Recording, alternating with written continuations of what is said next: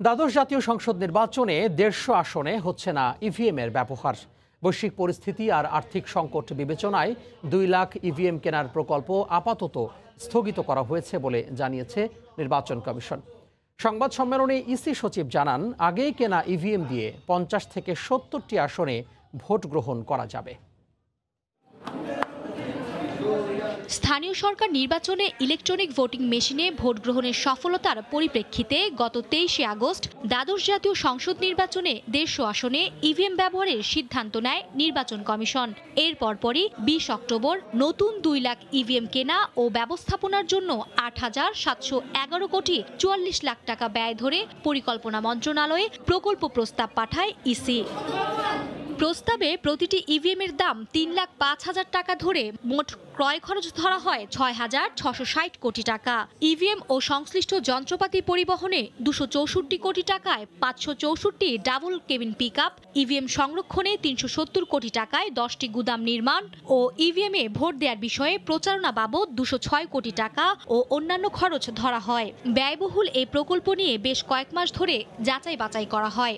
সবশেষ সোমবার দুপুরে নির্বাচন কমিশন সচিবালয়ে সংবাদ সম্মেলনে ইসি সচিব জানান, বৈশ্বিক পরিস্থিতি ও আর্থিক সংকট বিবেচনায় ২ লাখ ইভিএম কেনার প্রকল্প আপাতত স্থগিত রাখার সিদ্ধান্ত নিয়েছে পরিকল্পনা কমিশন। এতে আসন্ন জাতীয় সংসদ নির্বাচনে ১৫০ আসনে হচ্ছে না ইভিএম ব্যবহার। নির্বাচন ব্যবস্থায় ইলেকট্রনিক ভোটিং মেশিন ইভিএম এর ব্যবহার বৃদ্ধি ও টেকসই ব্যবস্থাপনা শীর্ষক প্রকল্প প্রস্তাবটি বিস্তারিত পরীক্ষা নিরীক্ষা ও পর্যালোচনা আনতে এবং বর্তমান বৈশ্বিক প্রেক্ষাপটে সরকারের আর্থিক সামর্থ্য বিবেচনায় আপাতত প্রক্রিয়াকরণ না করার সিদ্ধান্ত গৃহীত হয়েছে। আপাতত প্রক্রিয়াকরণ করছেন না, এটা যে না হয় এটা কিন্তু সরকার বলেন না। নতুন ইভিএম কেনা স্থগিত হলেও ইসির কাছে থাকা ২০০৮ সালে কেনা ১.৫ লাখ ইভিএম দিয়ে আগামী জাতীয় সংসদ নির্বাচনে ৫০ থেকে ৭০টি আসনে ভোট নেওয়া হবে বলেও জানান ইসি সচিব। আমাদের হাতে যতগুলো মেশিন আছে তাদের আগেই বলা হয়েছে সেগুলো দিয়ে আমরা ইলেকশনে ব্যবহার করব। সেক্ষেত্রে ৫০টা হতে পারে, ৬০টা হতে পারে, ৭০টা হতে পারে। রোববার নতুন ইভিএম কেনা প্রকল্পের অনুমোদন না দেওয়ার বিষয়টি ইসিকে জানায় পরিকল্পনা কমিশন। জাতীয় নির্বাচনে ইভিএম ব্যবহারের পক্ষে আওয়ামী লীগ সহ ১১টি দল মত দিলেও জাতীয় পার্টি, বিএনপি ও সমমনা দলগুলো ইভিএম ব্যবহারের বিরোধিতা করে আসছে। মার্জিয়া মুমু, সময় সংবাদ, ঢাকা। ঐক্যবদ্ধ আন্দোলনে সরকার পতনের হুঁশিয়ারি দিয়ে বিএনপি নেতারা বলছেন, হতাশ হওয়ার কিছু নেই, সফলতার পথেই আছে দল। ক্ষমতাসীনদের বিরুদ্ধে গণতান্ত্রিক কাঠামো ধ্বংসের অভিযোগও তোলেন বিএনপি নেতারা। বিএনপির রাষ্ট্র কাঠামো মেরামতের ২৭ দফা রূপরেখা নিয়ে ব্যাখ্যা বিশ্লেষণের আয়োজন করে বাংলাদেশ সম্মিলিত পেশাজীবী সমন্বয় পরিষদ। অনুষ্ঠানে অংশ নেন বিএনপি ঘরানার বুদ্ধিজীবী, সাংবাদিক ও পেশাজীবীরা। দলটির ২৭ দফার ব্যাখ্যা, বিশ্লেষণ এবং পরামর্শ দেন তারা। শান্তিপূর্ণ গণঅভ্যুত্থানের মাধ্যমে এই সরকারের পতন অনিবার্য বলেও মনে করেন বিএনপি নেতারা। ৯০-এর মতোই বাংলাদেশের শান্তিপূর্ণ আরেকটি গণঅভ্যুত্থান হবে ইনশাআল্লাহ, এবং আজকের এই গণঅভ্যুত্থানের মধ্য দিয়ে বাংলাদেশে গণতন্ত্র পুনরুদ্ধার হবে। প্রধান অতিথির বক্তব্যে বিএনপির মহাসচিব বলেন, চলমান আন্দোলনে হতাশ হওয়ার কিছুই নেই, সাফল্যের পথেই আছেন তারা। জনগণের সামনে এটাকে একটা স্বপ্ন, একটা ড্রিম, এটা একটা ড্রিম ছাড়া কখনো সফল হওয়া যায় না। ইতিমধ্যেই আমাদের জনগণের মধ্যে এটা নিয়ে একটু আলোড়ন সৃষ্টি হয়েছে। সংসদকে একদলীয় ক্লাবে পরিণত করা হয়েছে মন্তব্য করে মির্জা ফখরুল অভিযোগ করেন, ১৫ বছরে গণতান্ত্রিক সকল প্রতিষ্ঠান ধ্বংস করেছে ক্ষমতাসীন দল। আফজার হোসেন, সময় সংবাদ, ঢাকা। আন্দোলনের নামে জামায়াতের পেশি শক্তির উপর ভর করে বিএনপি আরেকটি 1-11 তৈরির চেষ্টা করছে বলে অভিযোগ করেছেন আওয়ামী লীগ নেতারা। তারা বলেন, দেশকে অস্থিতিশীল করতে ২০১৪-১৫ সালের মতো বিএনপি আবারও সহিংসতার পরিকল্পনা করছে। বিএনপির আন্দোলন রাজনৈতিকভাবে মোকাবিলার হুঁশিয়ারি দিয়েছেন ক্ষমতাসীন দলের নেতারা।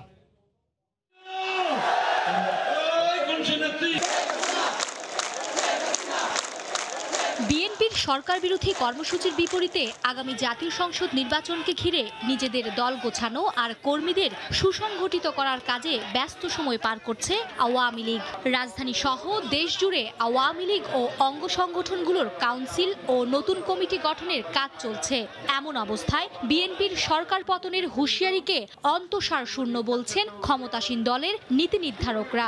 তাদের আন্দোলন হচ্ছে অদৃশ্য নির্দেশ, আর বিদেশে কে দিয়ে বাংলাদেশকে নিষিদ্ধ, বাংলাদেশকে নিষেধাজ্ঞা আরোপ করা যায় কিনা এর উপর আন্দোলন হয় না। অন্তঃসার শূন্য হাক ডাক কিন্তু বহুদিনের, এটি প্রায় 10-12 বছর আগেরকার পুরনো কথাই নতুন করে করে বলে। সুতরাং সেই জায়গাটায় আমি দেখি না যে তাদের আন্দোলন সফল হওয়ার কোনো কারণ আছে। আস্থা তৈরি হওয়ার মতো কোনো নেতৃত্ব না আসা পর্যন্ত মানুষ তাদেরকে সমর্থন করবে না। আওয়ামী লীগের সভাপতি মণ্ডলীর সদস্য অ্যাডভোকেট কামরুল ইসলাম বলেন, আন্দোলনের নামে বিএনপি বিদেশিদের সাহায্য ও জামাতের পেশি শক্তির ওপর ভর করে আরেকটি 111 তৈরি করতে চাইছে। খালি কলেজ বাসে বেশি এদের নেতা কর্মীদের উজ্জীবিত করার জন্য কথাবার্তা বলছে। এদের উদ্দেশ্য হচ্ছে জিয়া এরশাদের মতো একটা ক্ষমতার পরিবর্তন, কোনো তত্ত্বাবধায়ক সরকার না, শেখ হাসিনা নেতৃত্বাধীন সরকারি নির্বাচনকালীন সরকার হিসেবে দায়িত্ব পালন করবে। এর ব্যত্যয় ঘটার কোনো সুযোগ নাই। 14 সালেও নির্বাচন বন্ধ করতে পারে নাই, প্রতিহত করতে পারে নাই। 18 সালে বিভিন্ন কথাবার্তা নির্বাচনকে প্রস্তাবিত করার চেষ্টা করে আমরা 5 বছর ক্ষমতায় আছি, কিছুই করতে পারে নাই। 2008 থেকে আজকে 15 বছর তো তারা আন্দোলন করতেছে, মানুষের ভেঙছি তো 15 বছর ধরে দেখতেছি, এই সমস্ত লাভ নাই তো কোনো। সময় মতোই আগামী জাতীয় সংসদ নির্বাচন অনুষ্ঠিত হবে বলেও আশাবাদ জানান আওয়ামী লীগ নেতারা। আর বিদেশিদের সহযোগিতা নিয়ে, সাহায্য নিয়ে কোনো কিছু একটা করা যায় কিনা। মার্জিয়া মুমু, সময় সংবাদ, ঢাকা। অন্য প্রসঙ্গ, আসন্ন রমজানে নিত্যপণ্যের দামে চোখ রাঙানির শঙ্কা দেখা দিয়েছে।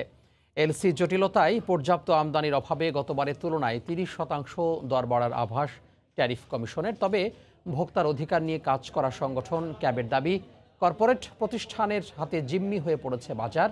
এ অবস্থায় ভোক্তাকে স্বস্তি দিতে শুল্ক কমানোর পরামর্শ জাতীয় ভোক্তা অধিকার সংরক্ষণ অধিদপ্তরের। সরকারি তথ্যেই দেখা যাচ্ছে কয়েকদিন ধরে বাজারে বাড়ছে আদা রসুনের দাম, খুচরা মূল্যে ওঠানামায় অস্থির রয়েছে শুকনা মরিচের দামও। এবং আমাদের গোয়েন্দা সংস্থা আসছে রমজানে কেমন থাকবে এসব ভোগ্যপণ্যের বাজার, সেই উত্তর খুঁজতে সোমবার সকালে জাতীয় ভোক্তা অধিকার সংরক্ষণ অধিদপ্তরে ব্যবসায়ীদের সঙ্গে বৈঠকে বসেন সরকারি কর্মকর্তারা। সেখানে বাজার কারসাজির হোতা হিসেবে বড় ব্যবসায়ীদের দায়ী করেন খুচরা ব্যবসায়ীরা। ডলার আসছিল 84 টাকা, তখন একটা মালের দাম আসছিল 190 টাকা, 175 টাকা। ডলার বাড়তি 105 টাকা হয়েছে, 100 টাকা হয়েছে, ওইটার দাম 600 টাকা হয় কিভাবে? আসলে কি এলসি গুলি কি বন্ধ হইতেছে না এর এই মজুদ করিয়া এই জিনিসগুলির দাম নিতে আছে? আমদানিকারকরা জানালেন, এলসি স্বাভাবিক না হলে পণ্যের সরবরাহ আর দরদামে সমস্যা হবে এবার রমজান মাসে। এলসিটা যদি আমরা ঠিক মতো না পাই তাহলে আমার কাছে মনে হইতেছে একটু সমস্যা হইতে পারে। ইম্পোর্টে এখন 100% মার্জিন দিয়ে সবকিছু ইম্পোর্ট করার জন্য বলছে, এটা কিন্তু ঠিক নয়। এ সময় ক্যাবের বক্তব্যে উঠে আসে কিভাবে কর্পোরেট প্রতিষ্ঠানের মুঠোবন্দী হয়ে যাচ্ছে দেশের ভোগ্যপণ্যের বাজার। ইম্পোর্টের বাজারে মনোপলি হওয়ার কারণে পণ্য আটকে রেখে বাজারের অবস্থা বুঝে পণ্য ছাড় করার যে প্রবণতা, এই জায়গাটি আসলে খুব গুরুত্বপূর্ণ হয়ে উঠেছে। এই জায়গাটিকে এখনো যদি ধরতে না পারেন তাহলে এভাবে কর্পোরেট ব্যবসায়ীদের হাতের পুতুল হয়ে যাবে এদেশের বাজার। বৈঠকে ট্যারিফ কমিশন জানায়, ডলারের দাম ও আন্তর্জাতিক বাজার পরিস্থিতির কারণেই এবার 30% বাড়বে আমদানি করা ভোগ্যপণ্যের দাম। ডলারের যে অ্যাডজাস্টমেন্ট সেটা করার জন্য যেটা ইম্পোর্টেড প্রোডাক্ট সেটার লজিক্যাল গ্রাউন্ড হচ্ছে 30% প্রাইস ইনক্রিজ হবে। ভোক্তার ব্যয়ের বোঝা হালকা করতে ভোগ্যপণ্যের শুল্ক হার কমানোর সুপারিশ এনবিআরে পাঠানোর কথা জানালেন জাতীয় ভোক্তা অধিকার সংরক্ষণ অধিদপ্তরের মহাপরিচালক। আজকের মিটিং থেকে একটা রিকমেন্ডেশন যাবে বাণিজ্য মন্ত্রণালয়ে এবং সেখান থেকে হয়তো আমরা এনবিআর এর সাথে এই বিষয়টা আমরা অ্যাড্রেস করতে পারি এবং চাহিদা যোগানের সঠিক হিসাব রেখে বাজার তদারকির উপর গুরুত্ব দেন আলোচকরা। কামরুল হাসান সবুজ, সময় সংবাদ, ঢাকা। রমজানে নিত্যপণ্য আমদানিতে ডলারের সংস্থান করতে বাণিজ্য মন্ত্রণালয় 2 দফা বাংলাদেশ ব্যাংকে চিঠি দিলেও কোনো সাড়া পাওয়া যায়নি। তাই রোববার আবারও 7টি পণ্য আনতে রিজার্ভ থেকে ডলার চেয়ে কেন্দ্রীয় ব্যাংকে চিঠি দিয়েছে মন্ত্রণালয়। তবে চিঠিটি ফরেন রিজার্ভ বিভাগে পৌঁছায়নি জানিয়ে হাতে পেলে ব্যবস্থা নেওয়ার আশ্বাস দেয়া হয়। গত কয়েক মাস ধরেই 9% কাছাকাছি মূল্যস্ফীতি ভোগাচ্ছে দেশের ভোক্তাদের। এর মধ্যে দেখা দিয়েছে রমজানে বাড়তি চাহিদার যোগান দিতে গিয়ে আরেক দফা পণ্যমূল্য বেড়ে যাওয়ার আশঙ্কা। তাই এবার রমজানে বাজারে নিত্যপণ্যের সরবরাহ স্বাভাবিক রাখতে আগে থেকেই তৎপর বাণিজ্য মন্ত্রণালয়। যে সমস্যাগুলো বাজারকে অস্থির করে তুলতে পারে এরই মধ্যে তা চিহ্নিত করা হয়েছে। এ প্রেক্ষিতে ভোজ্য তেল, ছোলা, মসুর ডাল, পেঁয়াজ, চিনি এবং খেজুর আমদানির জন্য বিশেষভাবে ডলার সরবরাহ চেয়ে বাংলাদেশ ব্যাংকে রোববার চিঠি দিয়েছে বাণিজ্য মন্ত্রণালয়। এসব পণ্য আমদানিতে যেন তফসিলি ব্যাংকগুলো উদ্যোগী হয় সেজন্য সহযোগিতা চাওয়া হয়েছে কেন্দ্রীয় ব্যাংকের কাছে। চিঠিতে আরও বলা হয়েছে, এর আগে বাংলাদেশ ব্যাংক থেকে জানানো হয়েছিল জানুয়ারি মাস থেকে ডলার সংকট থাকবে না, কিন্তু বাস্তবে হচ্ছে এখনও ভোগ্যপণ্য আমদানিতে এলসি খোলা সম্ভব হচ্ছে না। এভাবে চললে রমজানে পণ্য সরবরাহে ঘাটতি হতে পারে। তবে চিঠিটি এখনও বাংলাদেশ ব্যাংকের ফরেন রিজার্ভ বিভাগে পৌঁছেনি বলে জানিয়েছেন সংশ্লিষ্ট কর্মকর্তা। চিঠি হাতে পেলে প্রয়োজনীয় ব্যবস্থা নেওয়ার কথা জানানো হয়। এর আগে গেল 14 ডিসেম্বর ও চলতি মাসের প্রথম সপ্তাহেও রমজানে দরকারি নিত্যপণ্য আমদানিতে ডলারের সংস্থান করার জন্য অনুরোধ জানিয়ে বাংলাদেশ ব্যাংকে চিঠি দিয়েছিল বাণিজ্য মন্ত্রণালয়। আহমেদ সালেহিন, সময় সংবাদ, ঢাকা। দেশে নিত্যপণ্যের ঘাটতি মেটাতে ও রমজানে সরবরাহ স্বাভাবিক রাখতে বাণিজ্যিক ব্যাংকগুলোর এলসি সুবিধা বাড়ানোর প্রভাব পড়েছে বন্দরগুলোতে। বেনাপোল বন্দর দিয়ে বেড়েছে আমদানি, পণ্যগুলোর দ্রুত ছাড়পত্র দিচ্ছে কর্তৃপক্ষ। আজিজুল হকের তথ্য ও শাওন হোসেনের ছবিতে রিপোর্ট। রাশিয়া ইউক্রেন যুদ্ধে গোটা বিশ্বজুড়ে চলছে মন্দা। এর প্রভাব পড়েছে বাংলাদেশেও। ডলার সংকটে এলসির অনুমতি কঠোরভাবে নিয়ন্ত্রণ করায় আমদানি পণ্যে স্থবিরতা নেমে আসে। এ অবস্থায় দ্রুত আমদানি পণ্যের ঘাটতি মেটাতে ও রমজানে সরবরাহ স্বাভাবিক রাখতে ব্যাংকগুলো বাড়িয়েছে এলসি সুবিধা। এর প্রভাবে ভারত থেকে আমদানির পরিমাণ বেড়েছে। বেনাপোল স্থলবন্দরে আগে দিনে 50 ট্রাক আসলেও বর্তমানে গড়ে আসছে 100-র মতো। রমজানের পণ্য সরবরাহ যেন স্বাভাবিক থাকে, সরকার আমাদেরকে একটি নির্দেশনা দিয়েছেন। আমরা ব্যবসায়ীদেরকে এলসি ওপেন করার জন্য সর্বোচ্চ সহযোগিতা করছি। যে কোনো ধরনের খাদ্যদ্রব্য আমরা আমদানি করার জন্য এলসি করতে চাইলে আমরা করতে পারছি। আমদানিকৃত খাদ্যদ্রব্যগুলোতে দ্রুত বন্দর থেকে ছাড়পত্র দিচ্ছে কর্তৃপক্ষ। আমদানিকারকরা আবেদন করার সাথে সাথে আমরা এদের দ্রুত রোগ বালাই মুক্ত আছে কিনা পরীক্ষা করে দ্রুত ছাড়পত্রের ব্যবস্থা করব। বন্দর থেকে খাদ্যদ্রব্য যাতে দ্রুত ডেলিভারি যায় সেই লক্ষ্যে আমরা সংশ্লিষ্ট সকলকে নির্দেশ দিয়েছি। ভারত থেকে আমদানিকৃত খাদ্যদ্রব্যের মধ্যে রয়েছে চাল, ডাল, চিনি, গম, ভুট্টা, পেঁয়াজ, রসুন, জিরা, আদা সহ বিভিন্ন ফল। বেনাপোল বন্দর দিয়ে ভারত থেকে 68টি ট্রাকে বিভিন্ন ধরনের খাদ্যদ্রব্য আমদানি হয়েছে। সময় সংবাদ, বেনাপোল। কোভিড-19 মহামারী, যুদ্ধ এবং জলবায়ু পরিবর্তনে ক্ষতিগ্রস্ত বাংলাদেশের মতো উন্নয়নশীল দেশগুলোকে চ্যালেঞ্জ মোকাবিলায় বিশ্বব্যাংক সহ আন্তর্জাতিক সংস্থাগুলোকে সহায়তা জোরদার করার আহ্বান জানিয়েছেন প্রধানমন্ত্রী শেখ হাসিনা। সকালে প্রধানমন্ত্রী কার্যালয়ে সরকার প্রধান শেখ হাসিনার সঙ্গে বিশ্বব্যাংকের ব্যবস্থাপনা পরিচালক অ্যাক্সেল ভ্যান সৌজন্য সাক্ষাৎ করেন। প্রধানমন্ত্রীর স্পিচ রাইটার সাংবাদিকদের বলেন, যুদ্ধের কারণে জ্বালানি ও খাদ্যের মূল্য বৃদ্ধিতে বাংলাদেশের মতো দেশগুলো বিপাকে পড়েছে। প্রধানমন্ত্রী এই বার্তা বিশ্বব্যাংকের পাশাপাশি অন্য আর্থিক সংস্থাগুলোকেও দিয়েছেন। এ সময় বিশ্বব্যাংক বাংলাদেশকে সহায়তা অব্যাহত রাখবে জানিয়ে অ্যাক্সেল ভ্যান টর্টসেনবার্গ বলেন, তার এই সফরের মূল উদ্দেশ্য বাংলাদেশের সঙ্গে অংশীদারিত্বকে আরও শক্তিশালী করা। এছাড়া প্রধানমন্ত্রী শেখ হাসিনার নেতৃত্বে বিগত সময়ে বাংলাদেশের ব্যাপক উন্নয়ন অবিশ্বাস্য বলেও মন্তব্য করেন বিশ্বব্যাংকের এ কর্মকর্তা। রাজধানীতে বাস চাপায় বেসরকারি বিশ্ববিদ্যালয়ের ছাত্রী নিহতের প্রতিবাদে বিক্ষোভ করেছেন সহপাঠীরা। এদিকে নাদিয়াকে চাপা দেওয়ায় বাসের চালক ও সহকারীকে গ্রেফতার করা হয়েছে। তাদেরকে 2 দিনের রিমান্ড দিয়েছেন আদালত। সড়কে নাদিয়ার অকাল মৃত্যুকে হত্যা দাবি করে এর প্রতিবাদে রাজপথে সহপাঠীরা স্লোগানে সুষ্ঠু বিচার দাবি তাদের। নাদিয়ার পরিবারকে ক্ষতিপূরণ দেওয়ার পাশাপাশি ভিক্টর পরিবহনের রুট পারমিট বাতিলের দাবিও জানান তারা।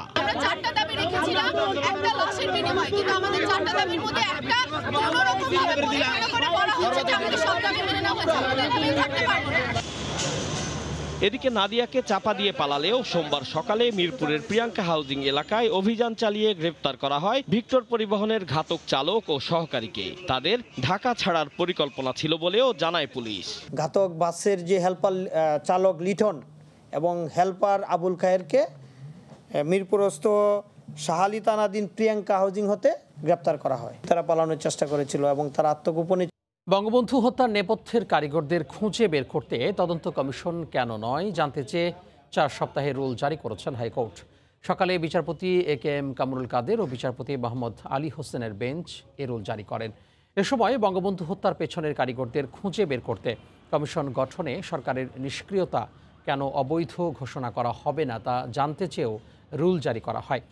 রিটকারীর আইনজীবীর প্রশ্ন, মহাত্মা গান্ধী এবং কেনেডি হত্যার পেছনে কারা ছিল তা জানতে ওই দেশগুলোতে কমিশন হলেও এদেশে কেন হয়নি? এ বিষয়ে 4 সপ্তাহের মধ্যে আইন মন্ত্রণালয়ের সচিব, মন্ত্রিপরিষদ সচিব এবং স্বরাষ্ট্র সচিবকে জবাব দিতে বলেছেন হাইকোর্ট।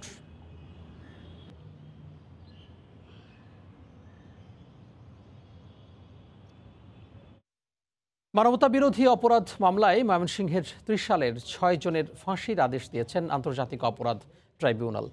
সকালে ট্রাইব্যুনালের চেয়ারম্যান বিচারপতি শাহিনুল ইসলাম সহ 3 বিচারকের আদালত এ রায় দেন। তবে আসামিরা সবাই পলাতক। তাদের বিরুদ্ধে অপহরণ, নির্যাতন, হত্যাসহ মানবতা বিরোধী অপরাধের 6টি অভিযোগই প্রমাণিত হয়েছে বলে জানান আইনজীবী।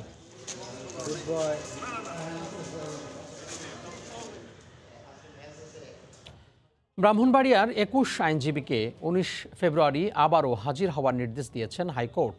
এজলাস চলাকালে ব্রাহ্মণবাড়িয়ার জেলা জজ শারমিন নিগারের নামে স্লোগান ও বিচার বিঘ্নিত করার অভিযোগের তলবে হাইকোর্টে হাজির হন জেলা আইনজীবী সমিতির সম্পাদক সহ 21 আইনজীবী। সকালে বিচারপতি JBM হাসান ও বিচারপতি রাজিক আল জলিলের হাইকোর্ট বেঞ্চ এ আদেশ দেন। উচ্চ আদালত বলেন, আইনজীবীরা যে ভাষায় কথা বলেছেন তা কমলাপুরের কুলিরাও ব্যবহার করে না। এর আগে গত 10 জানুয়ারি তাদেরকে তলব করে আদালত অবমাননার রুল জারি করা হয়। দুবাইয়ে 459 বাংলাদেশির প্রায় $100 কোটি সম্পদ অনুসন্ধানে বিশেষ টিম গঠন করেছে দুর্নীতি দমন কমিশন। চলতি মাসে আরব আমিরাত সরকারের কাছে চাওয়া হবে সম্পদের মালিকদের নামে তালিকা ও তথ্য। অর্থ পাচার রোধে কার্যকর ব্যবস্থা না থাকা এবং কেন্দ্রীয় ব্যাংকের কিছু ঊর্ধ্বতন কর্মকর্তার দুর্নীতিকেও দোষলেন দুদক আইনজীবী। অর্থনীতিবিদরা বলছেন, লাগাম টেনে না ধরলে অর্থনীতির জন্য অশনি সংকেত। মার্জিয়া মুমুর রিপোর্ট।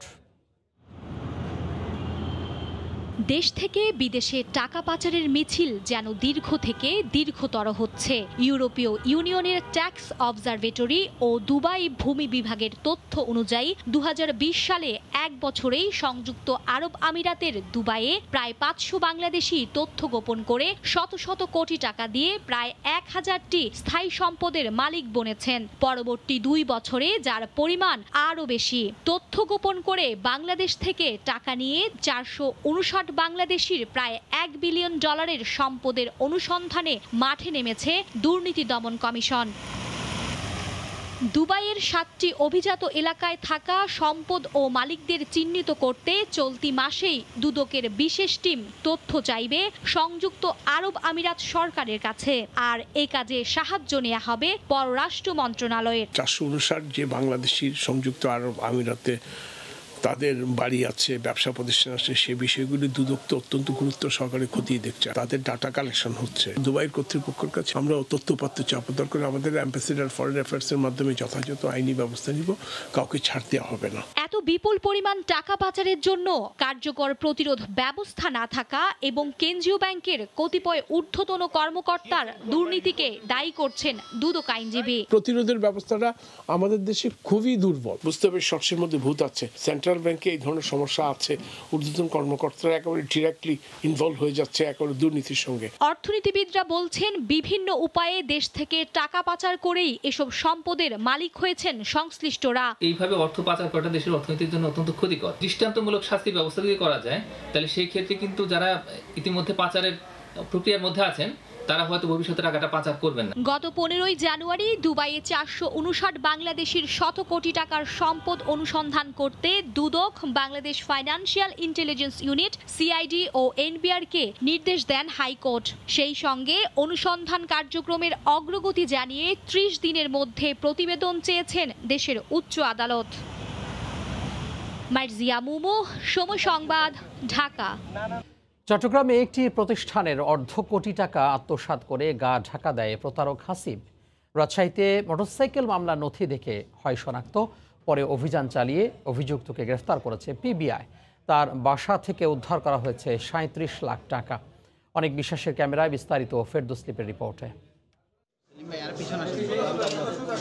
সিগারেট বিক্রির কথা বলে প্রায় ৫৪ লাখ টাকা হাতিয়ে গত বছরের অক্টোবরে চট্টগ্রাম ছেড়ে রাজশাহী চলে যায় পরিবেশক প্রতিষ্ঠানের কর্মকর্তা হাসিব শেখ। ড্রাইভিং লাইসেন্স না থাকলেও কেনেন মোটরসাইকেল। রাজশাহী শহরে ধরা পড়লে বাইক জব্দের পাশাপাশি যানবাহন আইনে মামলা হয়। সে মামলায় নথিতে দেয়া নাম ও মোবাইল নাম্বার নজরে আসে চট্টগ্রামের পিবিআই টিমের সদস্যদের। পরে তার অবস্থান শনাক্ত করে রোববার বিকেলে রাজশাহী থেকে হাসিবকে গ্রেফতার করে পিবিআই। কত টাকা আসবে বলতেছে, আমি 53 লাখ 88 হাজার টাকা আসবে। তখন আমি তাকে দোকান থেকে 20 লাখ টাকা দিই, 23 লাখ 88 হাজার টাকা আমার অ্যাকাউন্ট থেকে দিই, আর আমার এক ফ্রেন্ডের গেট থেকে 10 লাখ টাকার একটা চেক দিই।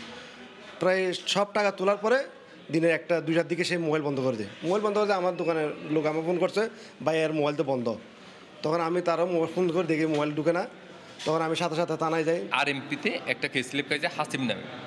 তখন আমরা যাইতে একটু লেট হওয়াতে সে কিন্তু ওই এনআইডি কার্ডের আর একটা মোবাইল নাম্বার দিয়ে কিন্তু ওখান থেকে ব্যাক ওই কাগজপত্র ছাড়াই চলে গেছে। তখন ওইটার সূত্র ধরে আমরা তাকে পাইলাম, তাকে পাওয়ার পরে তাকে নিয়ে আবার পরে অভিযান করলাম। একসময় বেসরকারি মোবাইল অপারেটর প্রতিষ্ঠানের কর্মকর্তা ছিল হাসিব। সে কারণে জানতো নিজেকে আড়ালে রাখার সব কায়দা কানুন। ফলে প্রতারণা করেও নিজেকে এতদিন লুকিয়ে রাখতে সক্ষম হয় সে। ক্রাইম পেট্রোল দেখেও সে কিছুটা আপনার প্রযুক্তিতে একজনকে ট্রেস করার যে প্রযুক্তিটা থাকে এটা সম্পর্কে সে ভালোভাবে আপনার ওয়াকিবহাল ছিল, যার জন্য সে টাকাটা নেওয়ার সাথে সাথেই সে তার বাবা মাকে এক কাপড়েই ওখান থেকে নিয়ে আপনার এক টানে চলে গেছে হচ্ছে রাজশাহীতে। একই মামলায় আরো 2 আসামি এখনো পলাতক, যারা একই সিগারেট পরিবেশক প্রতিষ্ঠানের কর্মচারী। তাদের গ্রেফতারের চেষ্টা চলছে বলেও জানায় পিবিআই। ফেরদৌস লিপি, সময় সংবাদ, চট্টগ্রাম। আয়কর কর্মকর্তাদের কর ধার্য করার ক্ষমতা শিথিল করে আয়কর আইন 2023-এর খসড়ায় নীতিগত অনুমোদন দিয়েছে মন্ত্রিসভা। সকালে প্রধানমন্ত্রী কার্যালয়ে শেখ হাসিনার সভাপতিত্বে মন্ত্রিসভার বৈঠকে এই আইনের অনুমোদন দেওয়া হয়। খসড়া আইনে অনলাইনে আয়কর পরিশোধ পদ্ধতি আরও সহজ করার বিধানও রাখা হয়। এছাড়া এজেন্সি টু ইনোভেট A2I আইন 2022-এর চূড়ান্ত অনুমোদন দেওয়া হয় মন্ত্রিসভার বৈঠকে। সচিবালয়ে ব্রিফিংয়ে মন্ত্রিপরিষদ সচিব মাহবুব হোসেন জানান, নতুন আইনের ফলে আগের A2I প্রকল্প একটি স্বায়ত্তশাসিত এজেন্সি হিসেবে কাজ করবে।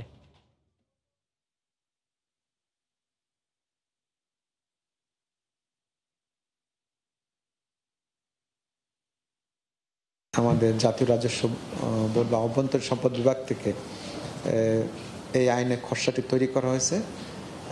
এই আইনটি আমাদের এখানে আজকে নীতিগত অনুমোদনের জন্য উপস্থাপন করা হয়েছিল। মন্ত্রিসভা পর্যালোচনা করে এটি নীতিগত অনুমোদন করেছেন। যারা ট্যাক্স কর্মকর্তা ছিলেন তাদের ডিসক্রিপশনের পাওয়ার যেটা ছিল সেটাকে সীমিত করা হয়েছে। আগে যেটা অবাধ ছিল সেটা সীমিত করা হয়েছে। এমনকি আমাদের যাতে ব্যবসা বাণিজ্য বিশেষ করে রিটার্ন দাখিলের যে পদ্ধতি বা যেসব কাগজপত্র দরকার হবে বিশেষ করে ব্যবসায়ীদের ক্ষেত্রে সেগুলোকে সহজতর করা হয়েছে। বাংলাদেশে নিযুক্ত চীনের রাষ্ট্রদূত ইয়াও ওয়েন বলেছেন, রূপপুরের পণ্যবাহী রাশিয়ার জাহাজের ওপর নিষেধাজ্ঞা আন্তর্জাতিক নয়, শুধু যুক্তরাষ্ট্রের। এমন নিষেধাজ্ঞার সমালোচনার পাশাপাশি কোনো দেশকে উদ্দেশ্য করে আন্তর্জাতিক জোটে যুক্ত হওয়ার বিষয়ে সতর্ক থাকার পরামর্শ এই কূটনীতিকের। এদিকে রাশিয়াকে নিষেধাজ্ঞাবিহীন জাহাজ পাঠানোর আহ্বান জানিয়েছেন পররাষ্ট্রমন্ত্রী। মিয়ানমার সীমান্তের পরিস্থিতি ভালো নয় বলেও জানান তিনি।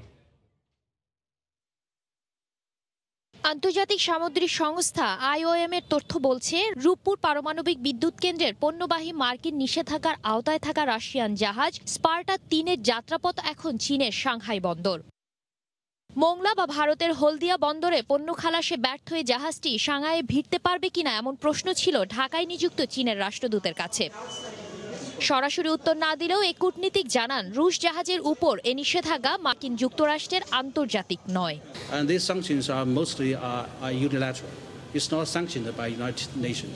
মার্কিন যুক্তরাষ্ট্রের ইন্দো প্যাসিফিক স্ট্র্যাটেজি নিয়ে চীনা রাষ্ট্রদূতের পরামর্শ, কোনো দেশকে বাদ দিয়ে বা কারো বিরুদ্ধে জোট হলে তাতে যোগদানের ব্যাপারে সতর্ক থাকার। We'll see whether this initiative will be conducive to the common development of world or create divisions or confrontations. So that is something we need to think of. এদিকে পররাষ্ট্রমন্ত্রী জানান, রুশ জাহাজের অবস্থান সম্পর্কে অবহিত নয় ঢাকা। তবে রূপপুরের পণ্য নিষেধাজ্ঞাবিহীন জাহাজে পাঠানোর আহ্বান জানানো হয়েছে রাশিয়াকে। আর এক প্রশ্নের জবাবে মিয়ানমার সীমান্তের পরিস্থিতি ভালো নয় উল্লেখ করে মন্ত্রী বলেন, আতঙ্কে কিছু মানুষ ঢুকে পড়েছে। রাশিয়ান জাহাজ, আমরা এই সম্পর্কে কিছুই জানি না। আমরা শুধু জানি যে যেহেতু এটা স্যাংশন জাহাজ, সেই জন্য আমরা আমাদের পোর্টে অ্যালাউ করিনি। তবু আমরা আমাদের জেনারেল প্রিন্সিপাল যে আমরা নতুন কাউকে নিব। আর ওরা ওই যে জিরো লাইনে যে মারামারি চলতেছে দুইটা দলের মধ্যে, দুটেই মায়ানমারের, তার ফলে ভয় কিছু আতঙ্কে এদিকে এদিকে ছুটাছুটি করছে। হ্যাঁ, এবং situation is not very good. Myanmar থেকে আর কাউকে প্রবেশ করতে দেওয়া হবে না বলেও সাফ জানান পররাষ্ট্রমন্ত্রী। শাতিলা শারমিন, সময় সংবাদ, ঢাকা। গেল 2 বছরে যুক্তরাষ্ট্রে আশঙ্কাজনক হারে বেড়েছে বন্দুক হামলা। প্রতিদিনই দেশটির কোথাও না কোথাও ঘটছে গোলাগুলি। যুক্তরাষ্ট্রের গান ভায়োলেন্স আর্কাইভের তথ্য অনুযায়ী কেবল নতুন বছরের প্রথম 22 দিনেই 36টি হামলা হয়েছে। এতে প্রাণ হারিয়েছেন 59 জন। 2021 সালের 20 জানুয়ারি যুক্তরাষ্ট্রের প্রেসিডেন্ট হিসেবে দায়িত্ব নেন ডেমোক্র্যাট নেতা জো বাইডেন। ক্ষমতা গ্রহণের আগে যুক্তরাষ্ট্রের সামাজিক নিরাপত্তা সহ বিভিন্ন ইস্যুতে প্রতিশ্রুতি দিলেও দেশটিতে আশঙ্কাজনক হারে বেড়ে চলেছে বন্দুক সহিংসতা। রীতিমতো বন্দুক হামলার দেশে পরিণত হয়েছে যুক্তরাষ্ট্র। প্রতিদিনই দেশটির কোথাও না কোথাও হামলার খবর শিরোনাম হচ্ছে গণমাধ্যমে। যুক্তরাষ্ট্রের গান ভায়োলেন্স আর্কাইভের তথ্য বলছে 2021 সালে মোট 691টি বন্দুক হামলার ঘটনা ঘটে। এতে প্রাণ হারান অন্তত 706 জন, আহত হন 115 জন। আর 2022 সালে মোট হামলা হয় 648টি। এসব হামলায় নিহত হয়েছেন 673 জন, আহত হয়েছেন শতাধিক। এর মধ্যে 2022 সালের 14 মে নিউ ইয়র্ক অঙ্গরাজ্যের বাফেলো শহরের একটি সুপার শপে ভয়াবহ হামলার ঘটনা ঘটে। নৃশংস ওই হামলায় নিহত হন অন্তত 10 জন। একই মাসে টেক্সাস অঙ্গরাজ্যের ইউভালদে শহরে একটি স্কুলে আরেকটি বড় হামলার ঘটনা ঘটে। সাবেক শিক্ষার্থীর ওই হামলায় নিহত হন 22 জন, আহত হন বহু মানুষ। এছাড়া চলতি বছরের শুরু থেকে 22 জানুয়ারি পর্যন্ত 36টি হামলায় প্রাণ হারিয়েছেন 59 জন। বন্দুক সহিংসতা বন্ধে অস্ত্র নিয়ন্ত্রণ আইন সংস্কারের উদ্যোগ নেওয়া হলেও দেশটিতে এর কোনো প্রভাব পড়ছে না। নিরাপত্তা বিশ্লেষকরা বলছেন, অস্ত্রের সহজলভ্যতা, বিষণ্ণতা এবং সামাজিক অবক্ষয়ের কারণেই যুক্তরাষ্ট্রে বেড়েছে বন্দুক সহিংসতা। বিশ্বের বিভিন্ন দেশের নিরাপত্তা, সন্ত্রাস দমন এবং মানবাধিকার নিয়ে সোচ্চার থাকা যুক্তরাষ্ট্রে এ ধরনের হামলা কোনোভাবেই কাম্য নয় বলে মনে করেন তারা। বিশেষজ্ঞরা বলছেন, অন্য দেশের নিরাপত্তা ও সুশাসন নিয়ে কথা বলার আগে যুক্তরাষ্ট্রের নিজ দেশের জনগণের নিরাপত্তা নিশ্চিত করা উচিত। রবিউল ইসলাম আওলাদ, সময় সংবাদ। বিপিএলে মাশরাফির পারফরমেন্স নজর কাড়া। এই বয়সেও সে যেভাবে খেলে যাচ্ছে তা তরুণদের জন্য অনুসরণীয় বলে মনে করেন বিসিবির প্রধান নির্বাচক মিনহাজুল আবেদিন নান্নু। আর বন্ধু আব্দুর রাজ্জাকের কাছে মাশরাফি মানেই বিশেষ কিছু, তাই তো এই কিংবদন্তিকে একটা সুন্দর বিদায়ী ম্যাচ উপহার দিতে চান তিনি। রাজ্যের মতে এটা শুধু মাশরাফির বিষয় নয়, দেশের ক্রিকেটের স্বার্থেই তার মতো ক্রিকেটারকে সম্মান জানানো উচিত। লিজেন্ড ক্রিকেটার অলওয়েজ তো লিজেন্ডের মতোই চলে। তো সুতরাং মাঠের প্রতিটা স্টেপই ইয়াং যারা আছে এদের কিন্তু একটা শিকারও আছে যে কেমনে এই বয়সে এসে পারফর্ম করতে হয়, নিজের ফিটনেসটা ধরে রাখতে হয়, অনেক কিছু শিকার আছে। ইয়াং প্লেয়ারদের জন্য এটা অবশ্যই ইন্সপায়ার। আমরা চাই যে এরকম যারা প্লেয়ার আছে আমাদের, তারা মাঠের থেকেই যাতে যাদের শেষ করার সময় হয়েছে তারা যেন মাঠের থেকে শেষ করতে পারে। শুধু মাশরাফির ক্ষেত্রে, সবার ক্ষেত্রেই আসলে তাই হলে ভালো। আমি এটা বলবো না যে একজন কারোর জন্য হবে আর বাকিটা আমি জানি না, না, সবার জন্য হলেই ভালো, জিনিসটা ভালো লাগে।